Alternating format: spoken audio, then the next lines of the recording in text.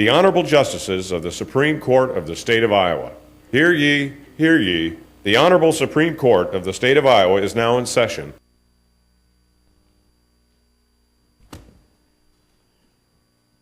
Thank you. Please be seated.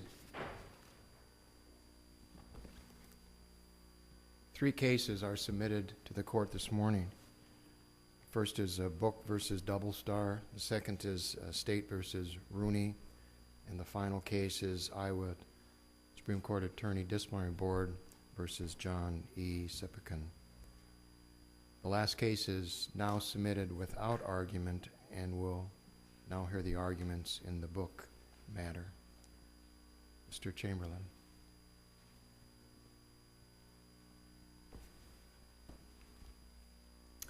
Good morning, Your Honors. I'm Neil Chamberlin. I am from Little Rock, Arkansas. I'm here with Robert Nading from Ankeny, and we are 2 of the lawyers who represent Dylan Book and his mother, Karen Book. This is a product liability case, and I am here to argue that the district court erred when it sustained a motion to dismiss by Doublestar Dongfeng Tire Company, a Chinese manufacturer of tires, upon finding errantly, we think, that the district court did not have personal jurisdiction over Doublestar. So, quickly, since it's a product liability case, I'll talk some about the product. We have alleged that the tire involved in this case had something called a weftless multi-strand bead. This is a bead with a long history of failing. It is a bead with a rich and long history of coming apart, separating, while a tire mounter is trying to place a tire onto a wheel using a tire changer machine.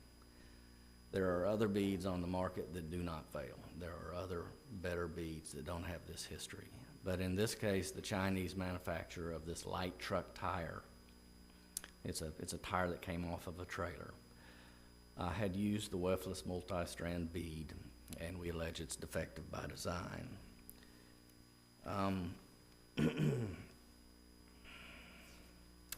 Dylan was 17 years old on October 20, 2009, when he came to his father's shop, his automotive shop, Alley Auto Sales in Adel. Now, Dylan was working in a school-to-work program where he could work at his father's shop and get school credit.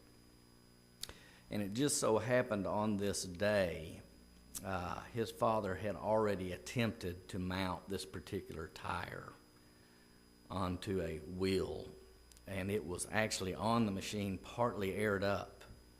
When the phone rang, the father left. Dylan shows up, sees a partially completed job, and attempted to complete it. Well, what had happened is what often happens. The tire had been mounted on a 16.5-inch wheel, even though it was a 16-inch tire. And you can see the problem there. This is a common occurrence with these size tires and these size wheels, and it is a common fact situation that leads to the bead failure. And that's what happened in this case. Dylan tried to air up the tire.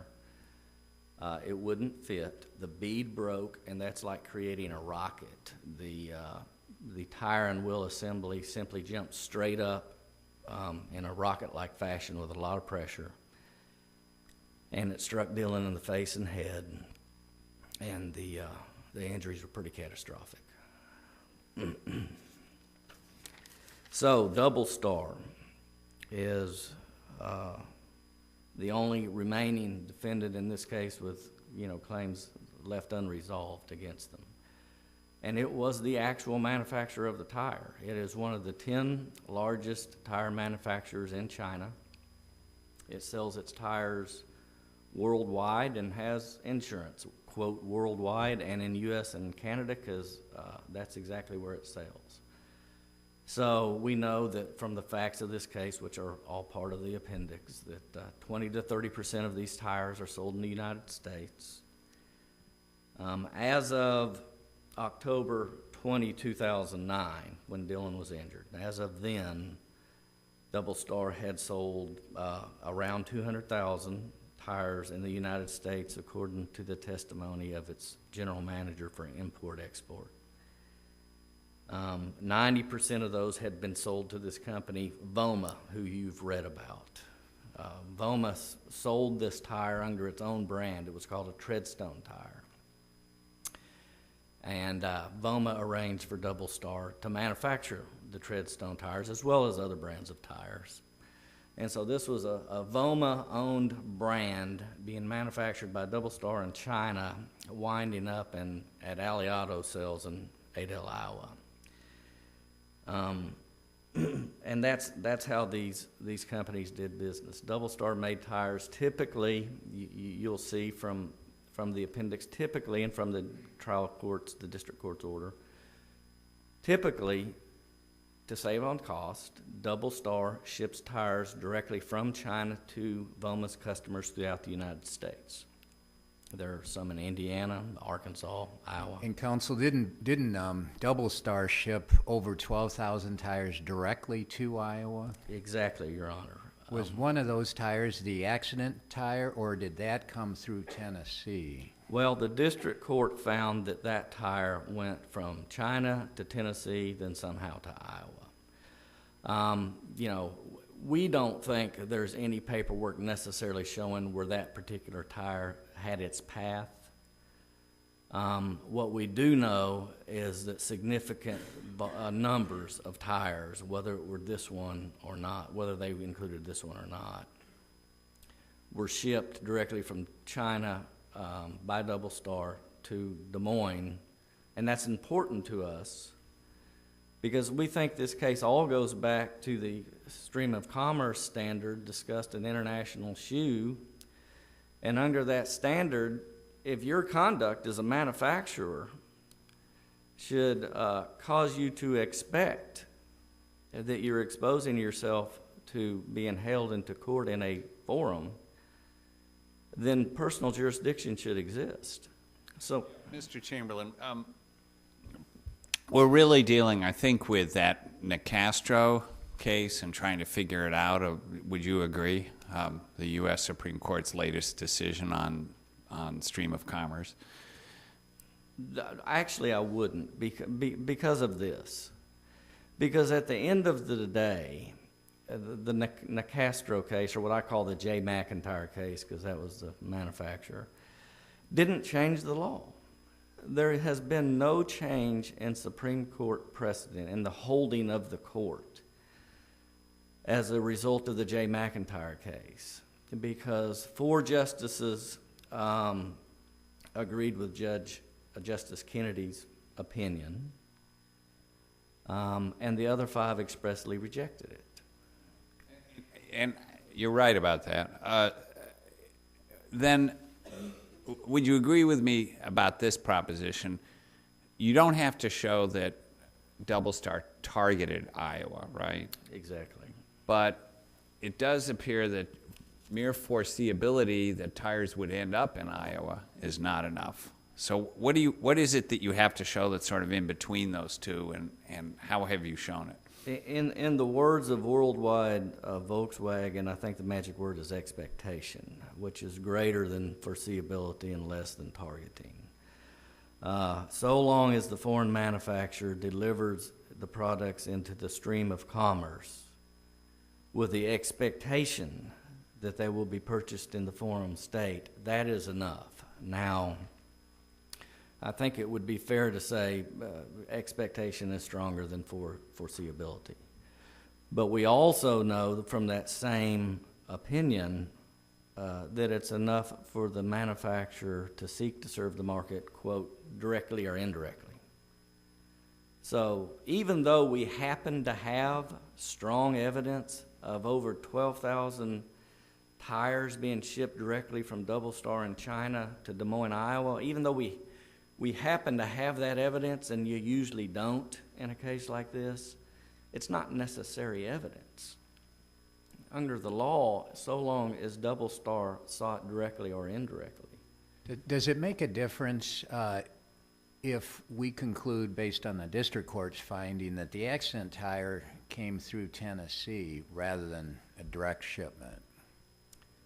I don't think it should make a difference because let's step back for just a moment. The interests being balanced in all of these cases that involve personal jurisdiction challenges and foreign manufacturers and the stream of commerce. The interests being balanced are those of the plaintiff and the defendant and the state and the judicial system.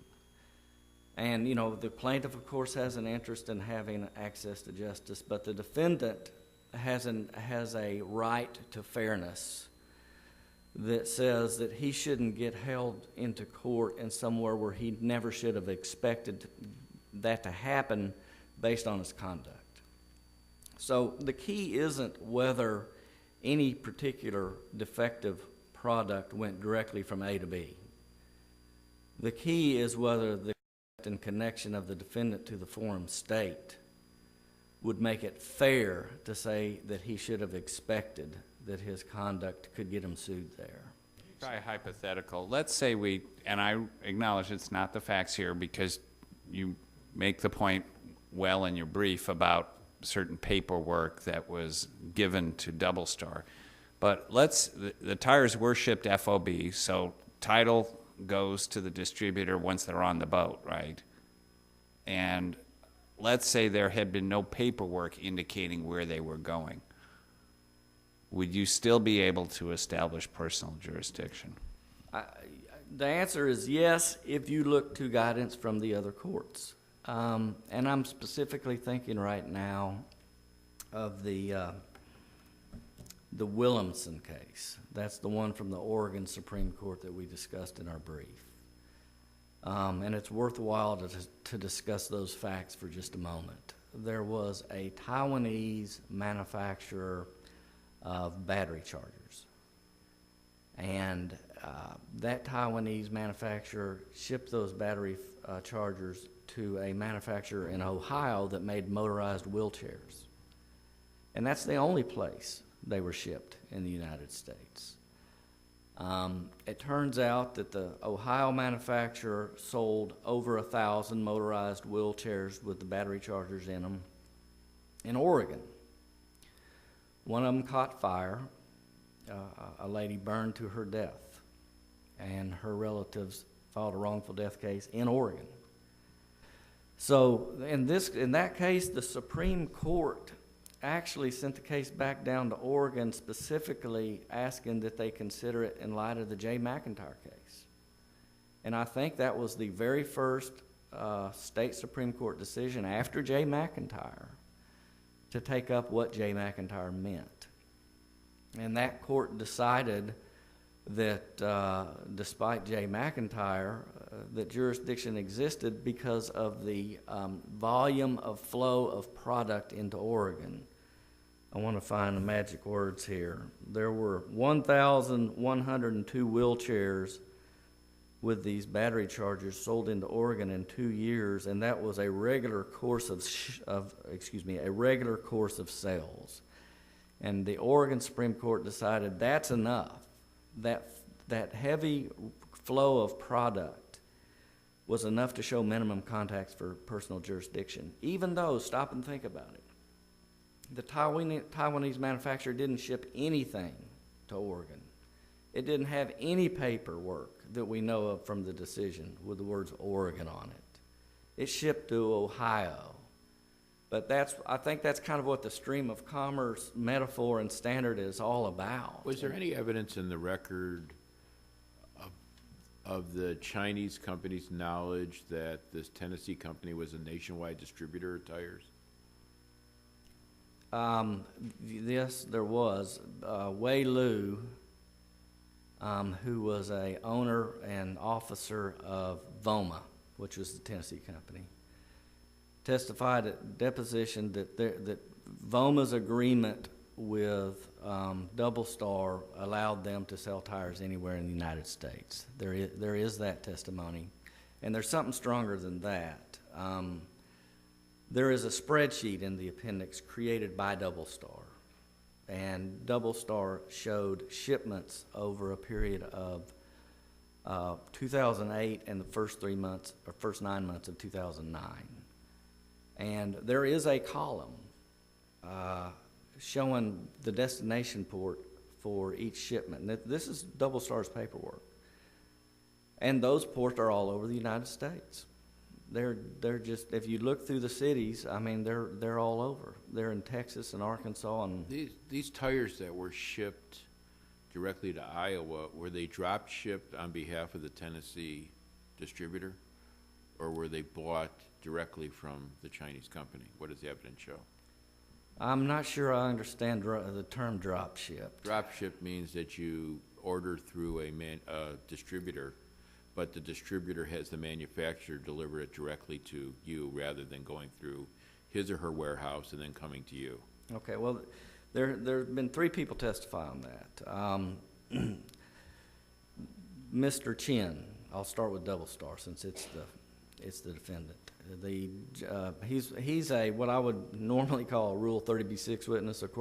I realize Arkansas or Iowa's rule is, I think, 1.7075 or something close to that. But he's the corporate representative as well as the general manager for export-import. Okay, so he testified that he would receive orders from VOMA, that VOMA would include in that information where Doublestar was to ship the product.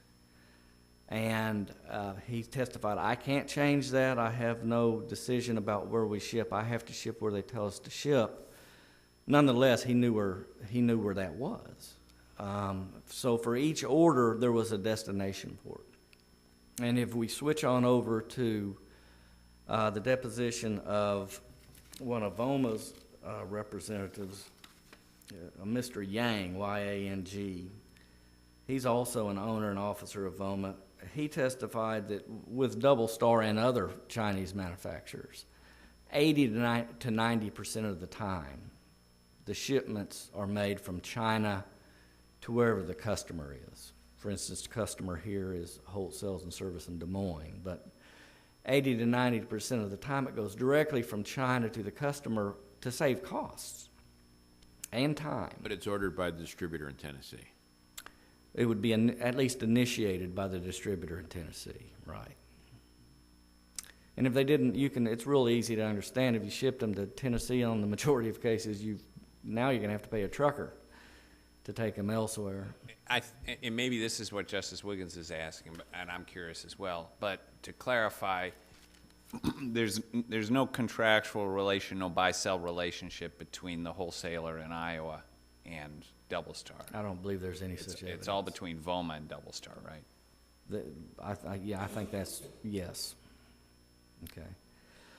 All right, well, we have, I guess I've got 2 minutes. Your time is up, but you can conclude. Oh, I didn't realize that. I'm past my 2 minutes. Well, then I'm gonna say just quickly what relief we are asking for. We're asking this court to rule that the district court did have personal jurisdiction, and that it is obligated to exercise that personal jurisdiction, and that it shall do so. So we're asking for a reversal, a remand, and instructions to the district court to exercise personal jurisdiction over Doublestar. Thank you. Thank you as well, Mr. Chamberlain. Mr. Reynolds. May it please the court, good morning. I'm Kevin Reynolds. I represent, with my colleague Sarah James, the defendant appellee in this case, Doublestar. I'd like to start with trying to respond to Justice Waterman's question about the chain of distribution of the subject tire and what the record in this case shows in terms of documentation as to how that subject tire was sold. As the court understands, these tires have serial numbers stamped on the sidewall. As a part of that serial number, there's a date code, and I think the date code on the subject tire here was 2409, which means that that tire was manufactured in the 24th week of 2009. Now, these tires, when they proceed through the chain of distribution, each and every individual tire does not have an invoice or a receipt or a warehouse receipt or something like that, but rather these tires are sold in bulk, they're sold in lots and sold in groups. Counsel, maybe I can speed this up. Didn't the district court make a finding that would be binding on appeal if supported by substantial evidence that the accident tire came to Iowa by way of Tennessee? Absolutely, and I would add to that, Your Honor, the issue currently before the court, as we understand it, is purely a legal issue. In other words, in our mind, this is not a case where there's a fact issue or there's an argument that there was a lack of substantial evidence to support the fact findings of the trial court. In fact, the trial court, and I think the trial court made a statement that it was undisputed, that the subject tire went from Doublestar in China to the port in interior China, which is Wuhan, which is one of these cities that no one's ever heard of, and it's 10 million people. It's apparently known as the Chicago of China. The tires are picked up and owned by VOMA at that point because they're delivered FOB Wuhan. The subject tire went to the warehouse in Tennessee, and then it was shipped from the warehouse, VOMA's warehouse in Tennessee, to Holt Sales in Iowa. I think That's just a question. Yes. If one of the 1,200 or 12,000 tires, or how many that were shipped directly to Iowa caused this incident, would there be jurisdiction over your company? I think there would be, Your Honor. If one of those 12, well, let me take that a little bit more carefully. Those 12,000 tires, as we understand the record, were essentially drop shipped to VOMA.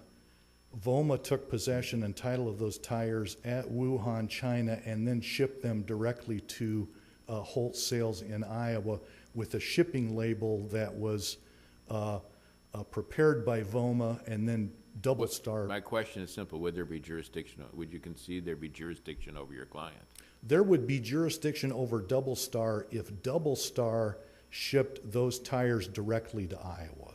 Well, if one of those tires, I mean, you're giving me all this drop ship stuff. Yeah. If one of those tires caused an injury in Iowa, would you concede there'd be jurisdiction in Iowa? I think if Doublestar had direct contact with the buyer of that tire in Iowa, in other words, it didn't go through VOMA, but whether it went from Doublestar to Holt Sales, I think unquestionably there would be sufficient minimum contacts and jurisdiction. What if they simply knew that some of the tires would end up in Iowa? I don't think that's enough, Your Honor, and I think that comes from J. McIntyre Machinery, and it's it's a little bit what constitutes expectation versus foreseeability.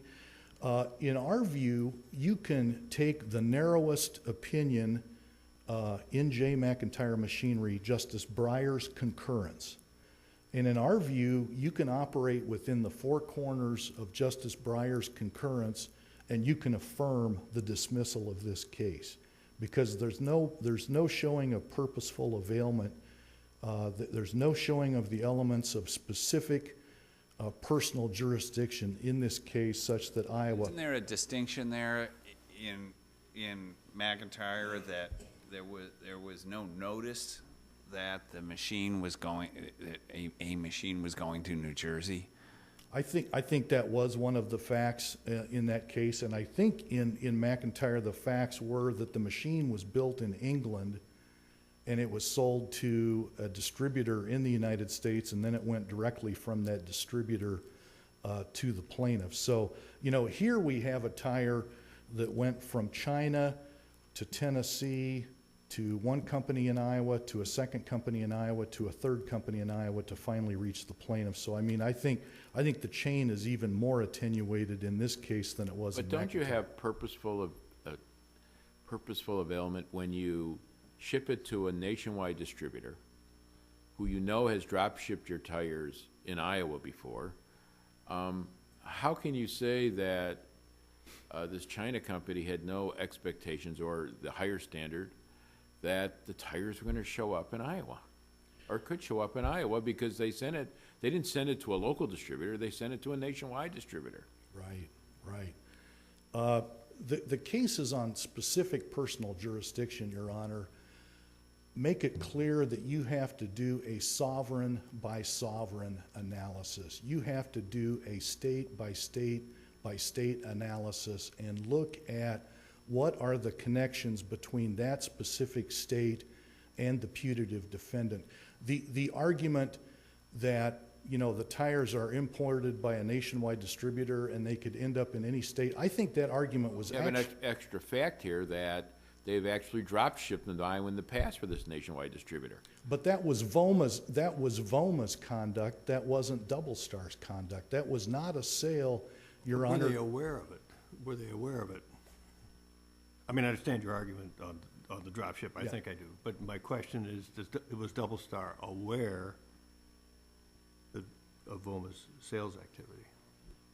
I mean, I think you'd have to say that they would have been, even though it was Voma's conduct, even though it was Voma's label, even though it was Voma saying, these are our tires, we want you to send them to Holt Sales in Iowa, even though our employee, you know, testified that he didn't know what Iowa was or he didn't know what Des Moines is, you know, that's probably not our strongest argument. I think as a practical matter, you would have to say that Doublestar was generally aware that there were some tires going directly to Iowa. Whoops, sorry. And your view would be the legal consequence of that is that it doesn't meet the standard of McIntyre, at least as you read the case. Exactly, and it doesn't meet the elements of specific personal jurisdiction where the conduct that you're looking at has to be tied to the facts of the specific case. Counsel, in evaluating whether there's specific jurisdiction in this case, can't we consider the fact that this other model of tires, over 12,000 of them, were drop shipped with Doublestar's knowledge to Iowa directly? I don't think we can, because none of those tires were the subject tire involved in the subject incident.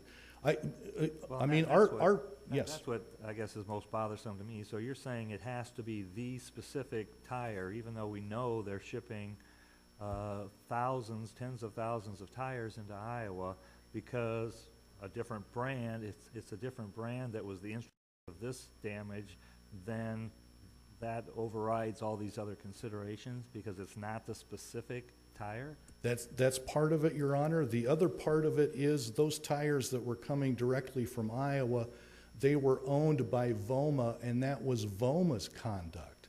That wasn't actions or conduct by Doublestar aimed at Iowa. That was Voma's conduct. It's always going to be the case with a distributor, right? I mean, if we're going to have a stream of commerce basis for personal jurisdiction, and the Supreme Court teaches that there's at least some stream of commerce basis, it's always going to be the distributor's conduct that gets it in the hands of in this case, the wholesaler, right?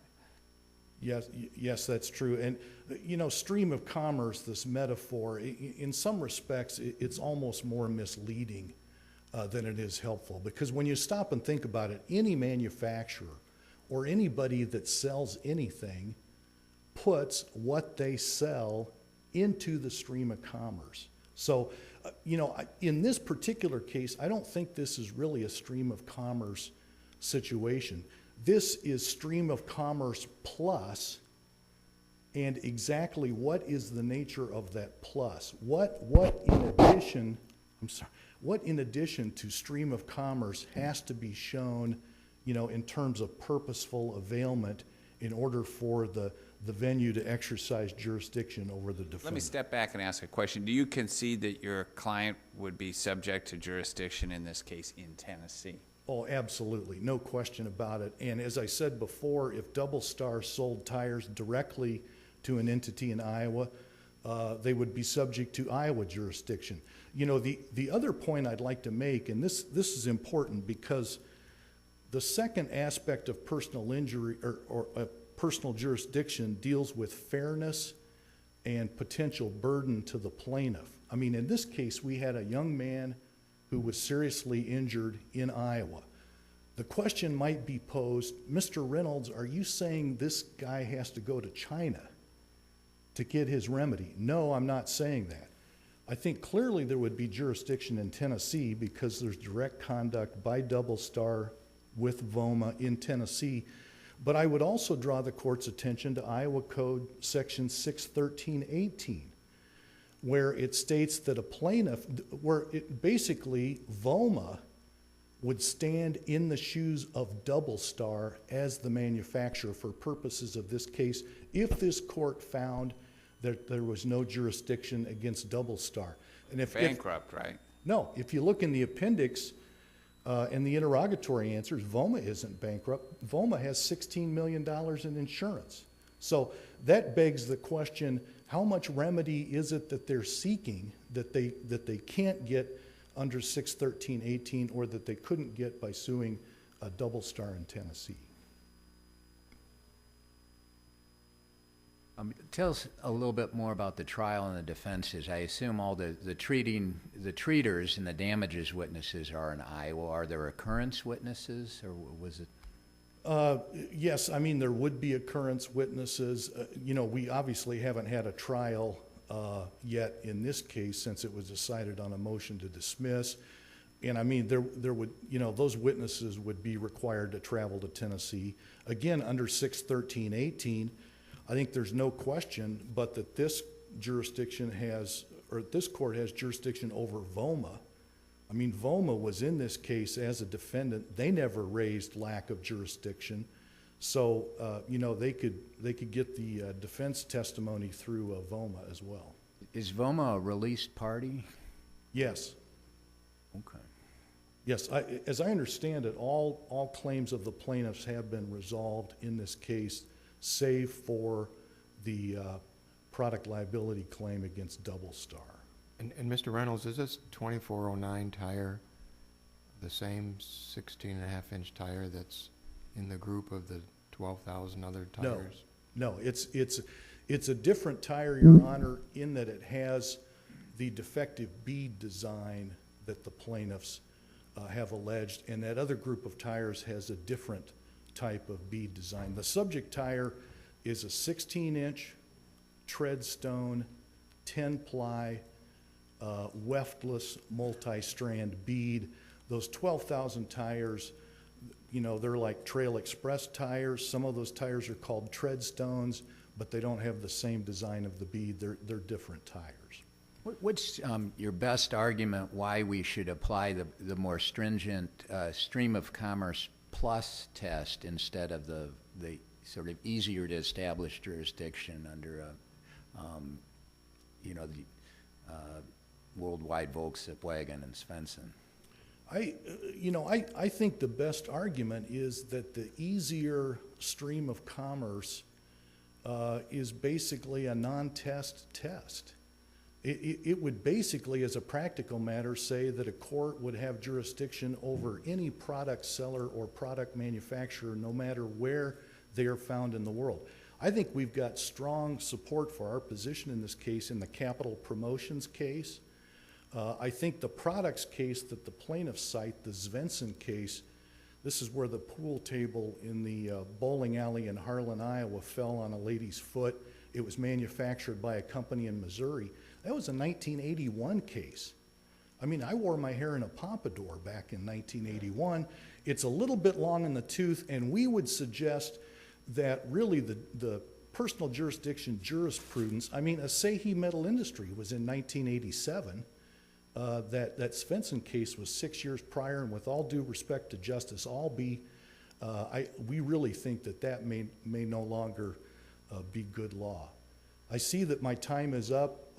Again, it's not a fact dispute, it's purely a legal dispute. We're talking about the limits of due process in the context of a product liability case, and we would ask this court to affirm the dismissal below. Thank you very much. Thank you as well, Mr. Reynolds. Mr. Chamberlain, you may present your rebuttal. Thank you, Your Honor. I disagree with what Mr. Reynolds said about there being different bead designs. There is zero evidence of that anywhere in this record. There is no evidence that any other tire had any other bead than the one that blew up on Dillon Book. Mr. Chin, who was Doublestar's only witness to have given a deposition in this case, testified that Doublestar design the beads for the tires. He never said there were different beads. And there's no reason to think there would be. I mean, some of the tires that we know were shipped directly to Iowa per Doublestar's own spreadsheet is the exact same brand name and size as the one that blew up on Dillon. The only difference is some of them were 10 plies and some of them were 14 plies. Could you compare the difficulty of trying this case in the home county where the accident happened and Tennessee? Well, all of the witnesses that know anything about what happened are here in Iowa. There were many responders to this incident. There was a co-worker present. There was Dillon's dad present. There was a police officer who was an early responder. There was another gentleman who owned a nearby shop that was a quick responder. I can't remember how many depositions have been taken in this case, but it's been many. Now, Dillon, because of his injuries, saw a lot of doctors. He saw a lot of doctors for a lot of facial reconstruction and injury to the face and brain area. And all of those people are here in Iowa. He did not go out of state for any of this treatment. So, yeah, it would be very impractical to try to attempt to try this case anywhere other than here. Let's assume our court in this decision chose to apply the tougher stream of commerce plus test. Is it satisfied with the facts in the record here?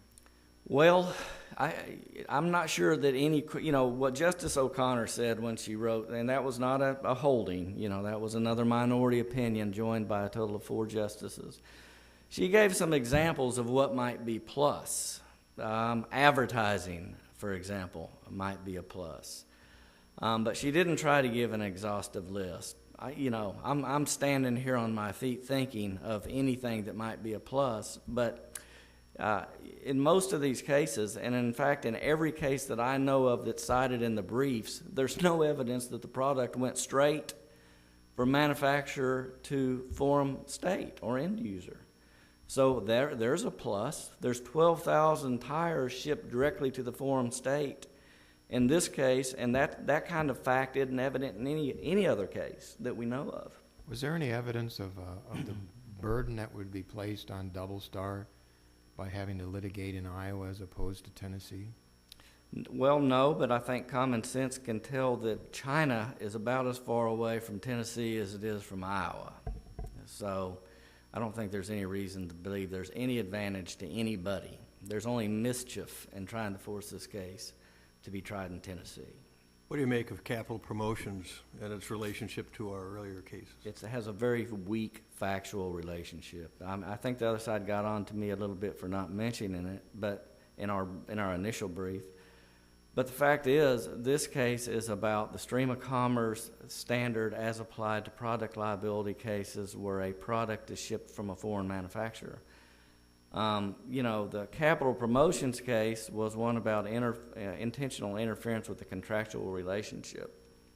And really the only contacts between Don King Productions in Florida and Capital Promotions, the plaintiff in Iowa, were 4 phone calls, which really didn't have anything to do with the wrong that was committed, which was to enter a bout agreement between Don King and the Boxer Tie Fields and exclude Capital Promotions, which had his promotional rights from that agreement. So you can't take that kind of cause of action and those kind of facts and try to apply it to a Chinese manufacturer sending tires into Iowa, to answer your question. I have 30 seconds. Sure. Was VOMA dismissed without prejudice, or did they pay some money? There are confidentiality agreements. Okay. Well, I'm just following up on defense counsel's point that under the Iowa distributor immunity statute, you could sue VOMA for strict liability if the manufacturer is not subject to personal jurisdiction. They have changed their tune greatly from before they no longer had a claim pending against them. One of the reasons Doublestar was brought into this case later than others is because Doublestar was being blamed by VOMA and others as the manufacturer of the tire. So it made a lot of sense to bring Doublestar into this case, we think, and it sure did according to the other defendants' allegations. Just on a final note, if you look at the Svenden decision, or it's actually quoting Worldwide Volkswagen, and if you look at the conversation about direct or indirect conduct, I think it's pretty clear that this line of cases involving the stream of commerce theory does not require that the specific malfunctioning or defective product go directly from manufacturer to end user or manufacturer to forum state, because they are talking about in that decision conduct using distributors and conduct that causes products directly or indirectly to reach the forum state. The point I'm trying to make is there is simply no requirement that the particular tire that exploded in this case be shipped directly to Iowa for jurisdiction to apply. Thank you, Your Honors. Thank you as well, Mr. Chamberlain. The case then is now submitted, and we'll next hear the arguments in State versus Rooney.